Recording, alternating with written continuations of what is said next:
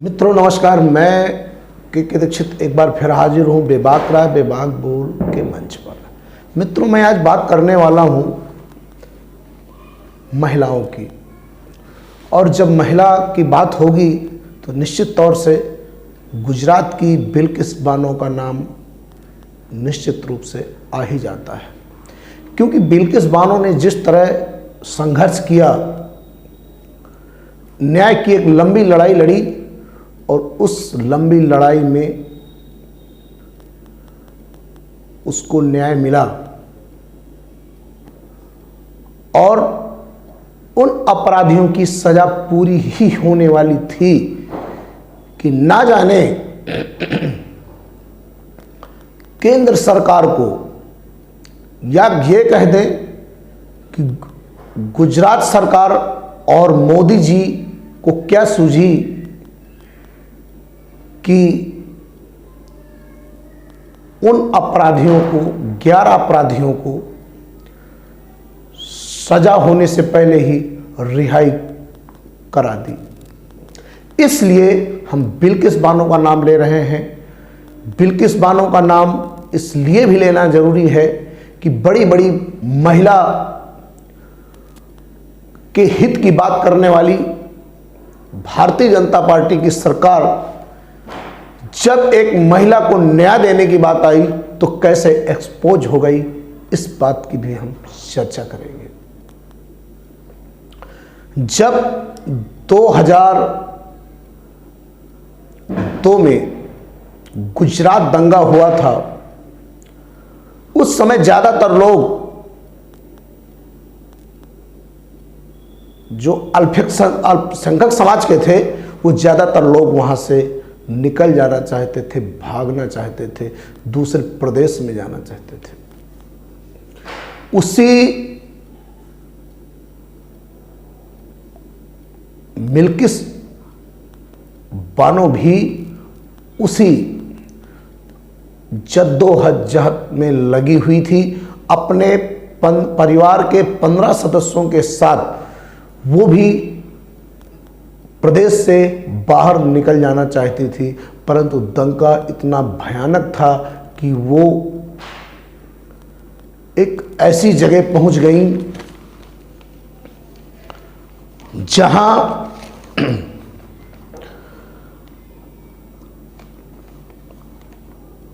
ऐसी जगह वो पहुंच गई, एक गांव जहां उनका कोई रिश्ता नहीं था, कोई दुश्मनी नहीं थी, कोई ऐसी बात नहीं थी जिस तरह उनके परिवार के साथ,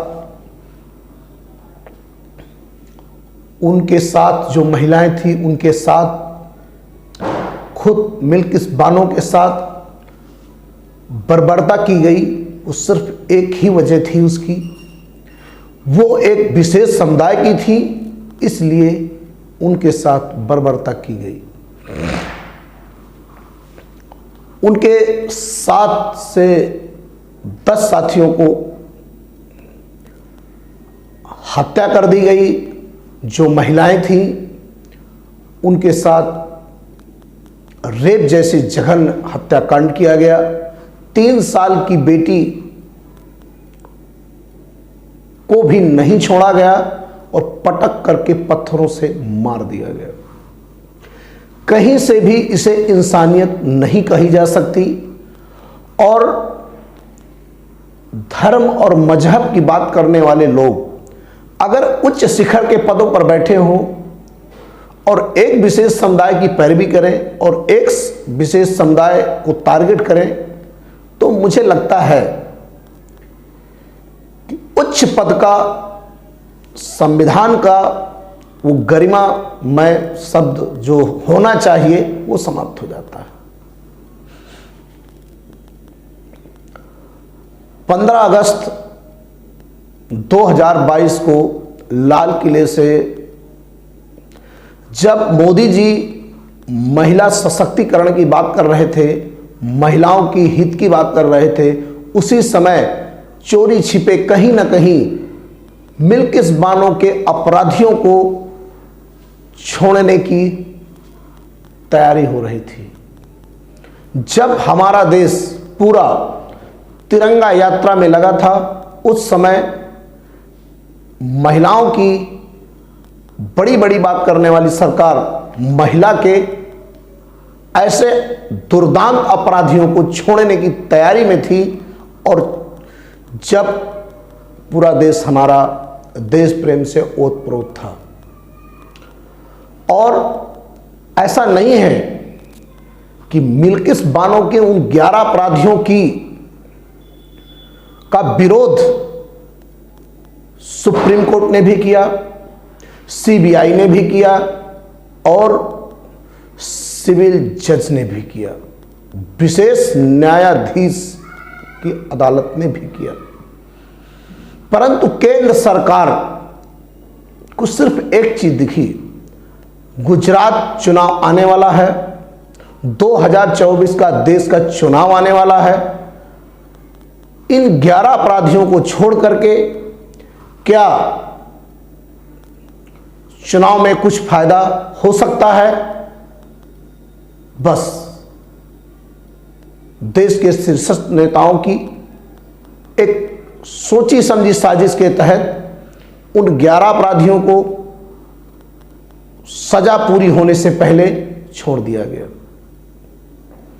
जबकि सुप्रीम कोर्ट ने सीधे कहा कि जिन लोगों को छोड़ा गया है उन्होंने एक साजिश के तहत एक विशेष समुदाय के खिलाफ, कोई दुश्मनी नहीं थी, कोई ऐसी रिश्तेदारी नहीं थी, कोई भी ऐसा मैटर नहीं था जिससे उन के परिवार को नष्ट किया जा सके। सिर्फ एक धर्म समुदाय विशेष होने के नाते उनके साथ यह कृत्य किया गया, इसलिए ऐसे अपराधियों को नहीं छोड़ा जा सकता। सीबीआई ने भी यही लगभग सेम दलील दी कि अपराधियों का जो चरित्र है वो किसी भी तरह से छोड़ने लायक नहीं है। अब केंद्र सरकार की खुद की दलीलें की क्या थी? जेल के अच्छे बर्ताव के कारण केंद्र सरकार एक कमेटी बनाई थी जिसने ये निर्णय लिया है कि उनको छोड़ा जा रहा है। मतलब आपके देश की सर्वोच्च संस्था सुप्रीम कोर्ट आपत्ति कर रही है, आपके देश की सर्वोच्च संस्था सीबीआई आपत्ति कर रही है, जुडिशली पूरी की पूरी आपत्ति कर रही है, फिर भी आपने छोड़ दिया। क्यों? चुनाव था, चुनाव आने वाला था। चुनाव में क्या लाभ हो सकता है ये तो आपकी कमेटी ने आपको पहले बता ही दिया होगा। परंतु मैं यह जानना चाहता हूं महिला आयोग से, रेखा जी हैं, क्या महिलाओं की पैरवी करने वाली महिला आयोग भी सरकार के इस रवैये से मुंह होकर बैठ गई? तो महिलाएं कहां जाएंगी? महिलाओं की रक्षा कैसे हो पाएगी? स्मृति ईरानी जो बात बात में महिलाओं की बात करने वाली हैं, बिल्किस बानो मामले में मौन धारण कर लिए। क्यों? क्या कारण है? लाल किले की प्राचीर से बड़ी बड़ी बातें करने वाले हमारे देश के प्रधानमंत्री मोदी जी, जहां बेटी बचाओ बेटी पढ़ाओ की बात करते हैं, क्या महज सिर्फ वो नारा है? जिस बिल्किस बानो ने अपने संघर्ष के लिए 2 वर्ष में 20 बार उन्हें मकान बदलना पड़ा हो, तब जाकर उन्हें न्याय मिला हो, और उस न्याय को भी आपने उन सजा याफ्ता कैदियों को आपने सजा पूरी नहीं होने दी। क्या चुनाव जरूरी है या चुनाव में जीतना जरूरी है? जीतने के लिए आप किसी भी हद तक सरकार जा सकती है। हम तो धन्यवाद करेंगे राहुल जी का। राहुल जी ने कम से कम बगैर चुनाव में नुकसान हुए। चुनाव की चिंता नहीं की उन्होंने, और उन्होंने बिल्किस बानो के पक्ष में खड़े होकर के केंद्र सरकार की नीतियों का विरोध किया, गुजरात सरकार की नीतियों का सीधा विरोध किया और कहा कि इनकी कथनी और करने में अंतर है। राहुल जी ने यह बयान दिया। धन्य है राहुल जी, आप कम से कम आपने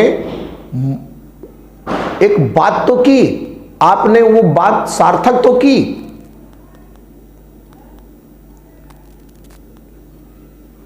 इसी तर्ज में बड़ी बड़ी बातें करने वाली आम आदमी पार्टी, जो अपने मनीष सिसोदिया और जो सत्येंद्र जैन जो स्वास्थ्य मंत्री हैं, इनको भगत सिंह भी कह डाला कि आज के भगत सिंह हैं। इनके खिलाफ अरविंद केजरीवाल जी भ्रष्टाचार के मुकदमे हैं, और जिसके भी भ्रष्टाचार के मुकदमे हो भगत सिंह से उसे नहीं तौला जा सकता। भगत सिंह से उनकी आप तुलना नहीं कर सकते। और जिस महिलाओं की बड़ी बात करने वाले, जब आपकी सरकार नहीं बनी थी तो निर्भया कांड में आप उस समय सरकार में नहीं थे, आपकी सरकार नहीं बनी थी, आप एक सामाजिक संस्था में थे और उस समय आप बड़ी बड़ी बातें करते थे, आपको याद होना चाहिए। महिला उस समय भी थी, महिला आज भी है। अगर महिलाओं पर बोलते हैं तो कम से कम सही बात तो बोलिए। मनीष सिसोदिया जी के वक्तव्य हैं कि हमें शिक्षा और स्वास्थ्य पर ध्यान देना है, हमें बिल्किस बानो से कोई मतलब नहीं। मतलब किसी महिला पर अत्याचार हो रहा है, आप देश के नेतृत्व करता हैं, आपको मतलब नहीं है। यह कैसा शर्मनाक बयान है आपका मनीष सिसोदिया जी, आपको इस पर विचार करना चाहिए।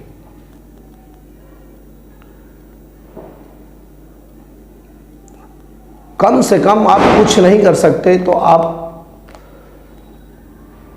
महिला सशक्तिकरण की बात करते हैं, तो एक महिला को न्याय की बात तो होनी चाहिए कि अगर उसके साथ गलत हुआ है, उसके साथ अन्याय हुआ है, तो देश के प्रधानमंत्री को, देश के गृह मंत्री को, जो मौजूदा सरकार में है, उन्हें कम से कम महिला के साथ खड़ा रहना चाहिए। परंतु नहीं, ऐसा नहीं हुआ। महिला के साथ खड़े रहने से ज्यादा अच्छा उन अपराधियों के साथ खड़ा रहना ज्यादा उचित लगा। वो बिल्किस बानो हैं जिन्होंने ज्यादातर अपने परिवार के लोगों से वो समाप्त हो गए, उनके परिवार के लोग, और एक लंबा संघर्ष चला। लंबा संघर्ष करने के बाद उन्हें ये न्याय मिला था, और उस न्याय को आपने कम करके या सजा से पहले छोड़ करके आपने जघन्य अपराधियों के हौसलों को बुलंद करने का काम किया है। और इससे देश में अच्छा संदेश नहीं जा सकता। अपराधी को किसी धर्म से नहीं तौला जा सकता, वो हिंदू हो, वो मुस्लिम हो, वो सिख हो, ईसाई हो। अपराधी का अपराध देखा जाना चाहिए, अपराधी को सजा मिलनी चाहिए। देश में अपराधी को छोड़ करके अपराधी की सजा कम करके आप किसी भी कीमत पर उसका चुनावी लाभ नहीं लिया जाना चाहिए किसी भी तरह से।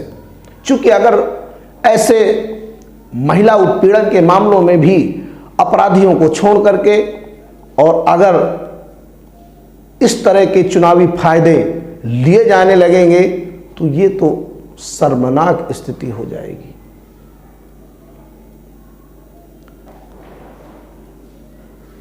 या तो आप महिला सशक्तिकरण की बात मत करिए, और अगर करते हैं तो कम से कम अपने वादों पर खरा तो उतरिए।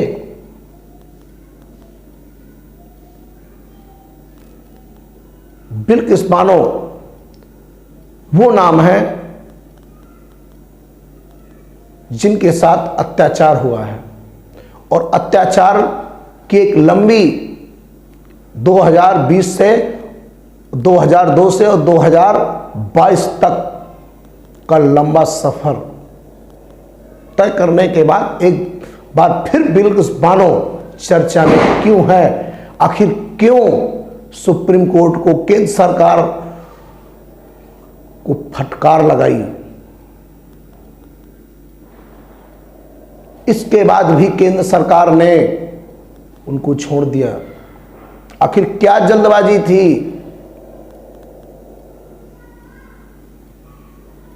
देश की जनता को यह समझना पड़ेगा कि जब उच्च इस पदों पर बैठे लोग धर्म की रोटियां सेकने लगेंगे तो इस देश का क्या होगा। जब उच्च पदों में बैठे हुए लोग धर्म के चश्मे से जनता को या न्याय को परखने लगेंगे तो इस देश का क्या होगा। इस पर विचार सतत करते रहना चाहिए। और जनता वो बड़ी ताकत है, मैं फिर कहना चाहता हूं कि जनता वो बड़ी ताकत है जो किसी भी पावरफुल को कभी भी उखाड़ करके फेंक सकती है। अगर आपको लगता है कि अन्याय कर रही है पार्टी, या आपको लगता है कि यह नेता अन्यायी है, तो निश्चित अपनी आवाज को बुलंद करिए।